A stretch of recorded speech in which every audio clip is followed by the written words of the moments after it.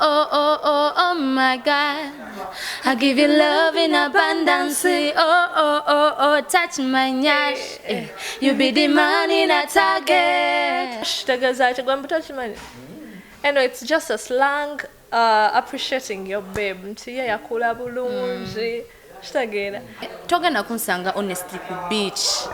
Nga nyambadde gomesi. Bwebanga ebifaananyi bifulumanga weekend okitegera most of our pictures babifulumya kubanga tuba mu performance ku stage nina okwambala nga stanga performer sigenda kwambala gomesi sijja sobola kuzina nina okwambala ekintu nga kiri benga nzina ekikuwa ekintegengwe atuse waliwo kali akafaananyi kakatambula ng'olinga ka squirrel what ninga kaddole oh my god naye kati kankubuulire akafaananyi ako by the way katukolera amawulire bandi abantu abamu bali tebatumanyi abantu abamu bali tebatumanyi but akafaananyi ako katambula nnyo bantu bangi like they got to know us tubalamusiza yenze Kataleya nga nyiba ne munnange Kandle okuva mu Theron Music gamba mutyanga munyirira bitya mubale kusiima muli bito byana mmwe nnyo tuli bito kituufu olunaku olwaleero tuzze ne tubanoonyako wano ku Theron Music bitambula bitya tabirina nnyo buzibu ate era tweyanziza okuba nga muzze tubaaniriza yamubulidde music yetumulaa naye appearance tulwawo balabanga ffe bambi tuli bize nnyo naffe twagala olabika twagala nnyo okubeerako nammwe tusanyuke tulabe ku bantu abatuwagira naye tuli bize nnyo kubanga tulina ate okusigala nga tubawa music kubanga kyekyatuleeta munnange so kubanga tweba osumagiramu Ugandan kutidde oba ino hard working so far mu industry mugiraba mutya tubadde tetunafunamu nnyo buzibu twebaza Mukama oba kuba nti even tetutambula nnyo yes nga bw'ogambye ate tubalaba mutambula ne mugendako e Rwanda ne mugendako e Tanzania tulina akayimba kaffe akapya bakayita Nyash ne mwana mulenzi gwe bata Africa okuva e Rwanda so e Rwanda twali tugenze for a media tour yes sebo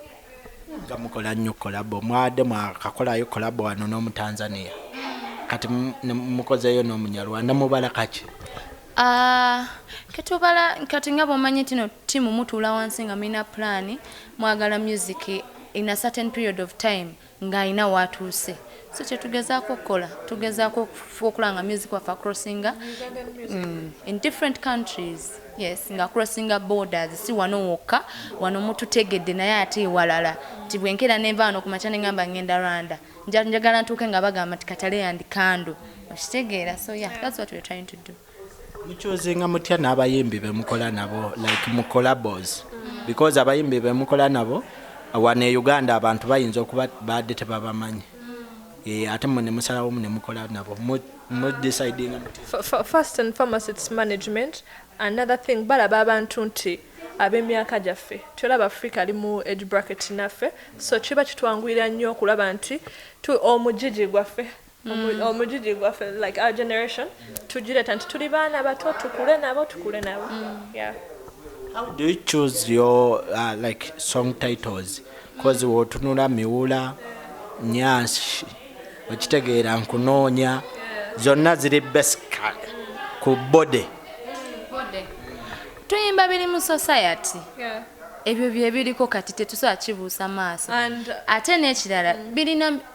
society yo yeyeerondera engeri gyegenda oyitamu ekigambo nze bwe ngamba nti miwula nti njagala omusajja ali magged ye miwula n'akifunamu ekyenjawulo ate era ne title you have to get a catchy word ekintu ekinayangulira abantu kati era nga gwe kati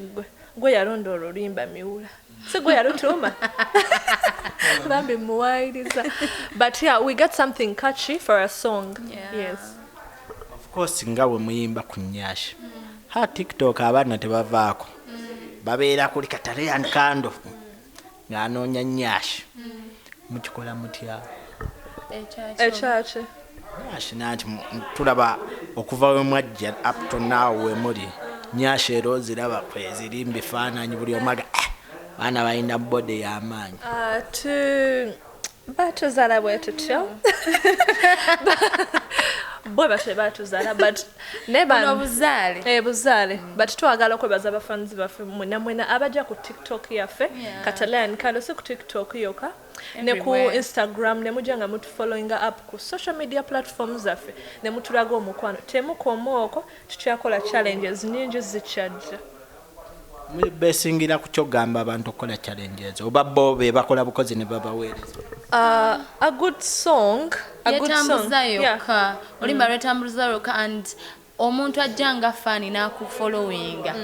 enkya bw'alaba akantu kokoze kubanga omusanyusa naye agenda n'akakola tomala mutuma ng'era bw'otamutuma nti nfollowinga so bantu batwagala era bambi batugoberera era batuyirawo omubiri era bakola challenges tusiima byonna twali nga mu lockdown wano nga tukola online concerts naye ng'era olaba abantu bagamba bannange obwana obwo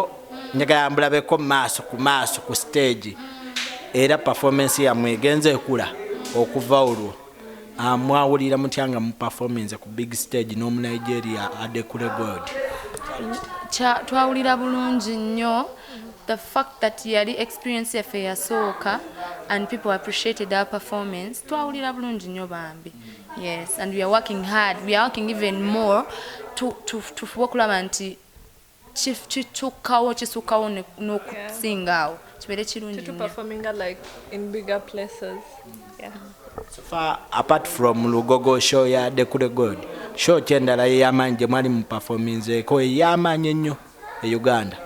shows nyingi nnyo zetukubye tosagamba nti nojjukire no bweti zo nnyingi okuva twatandikira oyimba paka kati sisaana zibala kubulira buli Sheebah y'amaanyi kulisa muganani bayamaanyi like mu bulamu bwe bayamaanyi so nnyingi nnyo bambi ennene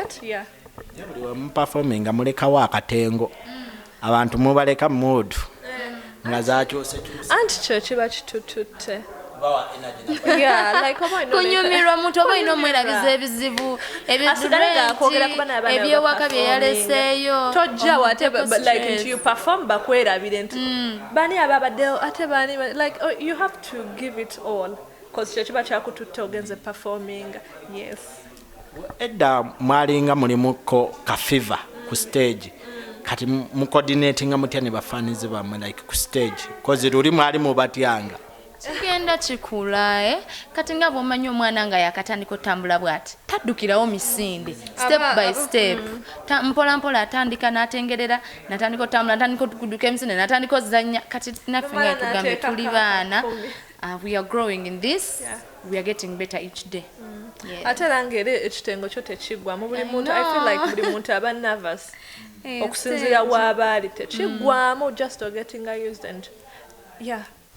abantu abasingawo we balaba like pictures zammwe oba videos zammwe eza stage performance balowooza nti mubeera so high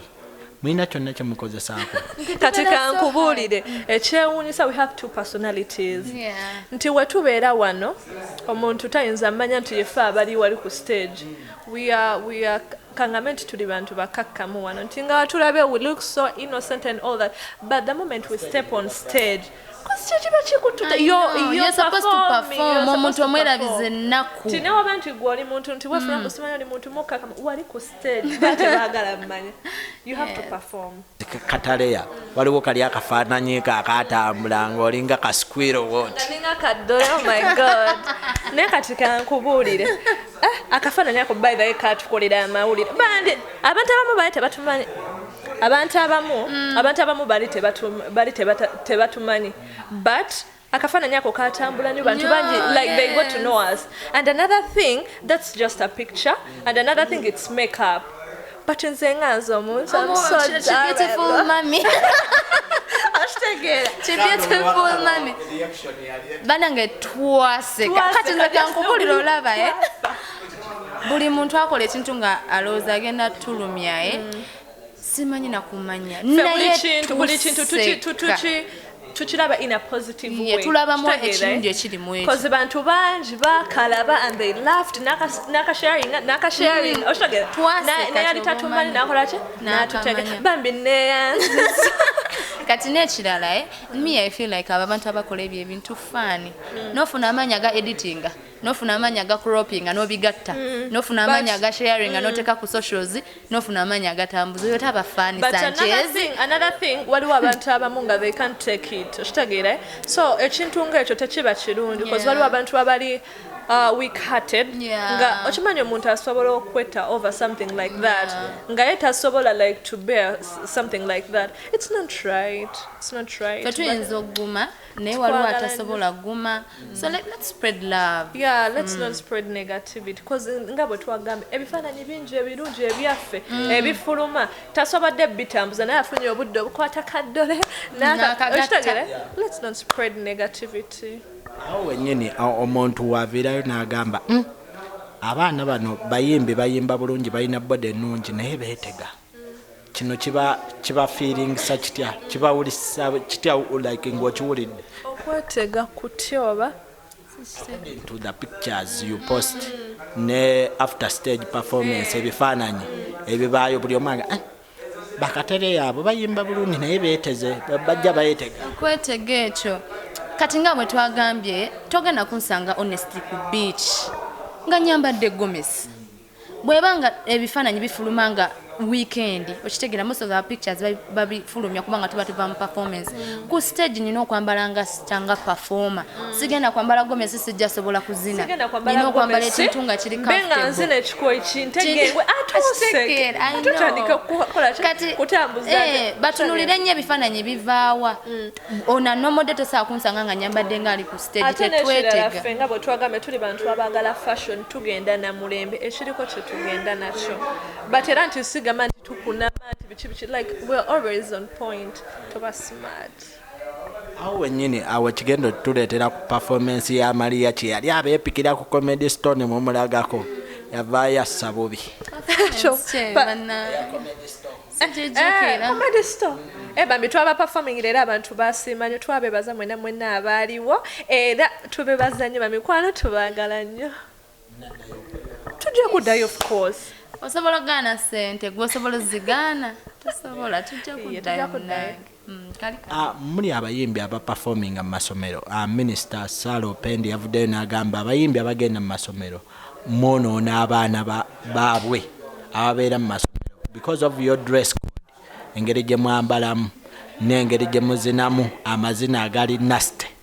kino musobola kyogerako kinga mu abayimbi kati ffe ngaffe Kataleya and Kandle bambi we've ever had a tour mu masomero up country ate nga twaperforminga bulungi nnyo abantu basiima n'abaana bennyini bw'ogenda ku pages zaffe oba ku YouTube osobola olaba engeri gye twali twambaddemu tetwambala bubi naye nga nandisabye ffe ng'abayimbi kuba ffenna kitutwalira wamu bwe banenyaako omu omulyamamba bagamba abeera omu n'avumaganya ekika kyonna kati mbadde nsaba kubanga kalimu tujjayo omuwogo okitegeera twambale bulungi bali abaana batulabirako tuba inspiring ajja kujjawo ekintu akyambala agambe nakyambadde kubanga Kataleya and Kandle akola ki akyambala olaba bakyambala kitegeeza tekirina buzibu ate kirungi nti ne minisita yavuddeyo like n'abagamba bantu bawulira yes promota abatwala yabalagira engeri gy'okwambala oba nammwe abayimbi mwekubiriza nti atulina kwambala tubaddeko wano ne tulaba nga batubuukinga promota tagamba nti yambala bwoti kiva eri gwe omuyimbi nti ngenda wano ku stage bweti ne bweti erina abantu audience bweti ne bweti kanyambale bwenti ne bwenti so kiri eri ffe so twetereze ffe ngaffe abantu always mu masomero omuyimbi omu yagambye nti ye taliiwo ku nakyalinga oba kutereeza baana b'abazadde abo mwe mukyogerako ki mwe abayimbi mwe balina okubeera example eri abaana abo oba abaana nga bo balina okwebereramu ne bazadde baabwe ne babalabirira ne babayigiriza n'empisa anti fera nga bwotulaba nti tuli baana bato nti tuli mijiji emito ejijja so ffe ngaffe twandiyagadde okuinspiringa abaana bali mu masomero ffe ngaffe ne batulabirako kozi be tugenda okula nabo abo abaana bali mu masomero ffe ngaffe tweza bulungi bwe tugenda mu masomero batulaba nti Kataleya and Kandle ne batakufuna kaako nti bayambadde at least boogere ku birala naye ng'ebyempisa kubanga kitwala omwana mu ssomero kuyiga leka baveeyo nga naffe bwe tuba tugende kuyigiriza si kwonoona. Okay, kana akasembayo Kandle, what is your day routine nga wakazuukuka? Nzuukuka ku makya nnyo nensaba bwe mmala okusaba era kyenjogerako wano nono kyakola tomuddira bwe mmala okusaba nenaaba nenetegeka nenfuna ka breakfast awaka amangu nenzija nengenda for workouts neva mu workouts nengenda mu studio nkolerayo ebintu byanjawulo bingi bwenva mu studio bwemba nyinayo programs enyina okukolaawo nenzikola then olunaku lwange ne luziba naye nga like in buli kimu kiri programmed. Kataleya. Like nga bwagamba nti we always together but era nange nkeera mukola kifaananyi. Yeah, tukeera ku makya ne tusaba and we have our breakfast ne tunaaba ne tujja ku studio ne tuworkinga out ne tubeera mu studio like that's our